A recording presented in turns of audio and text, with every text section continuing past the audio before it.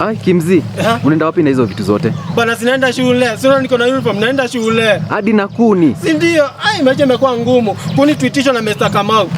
Ati jini za kufanya sijui wana za kupika. Alafu panga tumetishwa na Mr. Kalanja. Jembe na tumetishwa na Mr. Ngevio miati ya kulimia mahindi yake. Na hii panga ni ya kupeka huko shule. Sasa maji na sisi tulikuwa tunaleta leo 5 liters, ambapo tukileta chini ya 5 liters hiyo ni vita.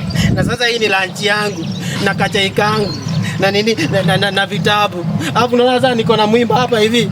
Tutishwa na Mr. Lu na Madam Loss. Sasa hii kusoma na imekuwa imezidi. Vitu ni mingi hata kuliko vitabu. Sasa tutasoma aje shule? Tutasoma aje shule? Maisha imekuwa ngumu sana. Naona hata sina viatu.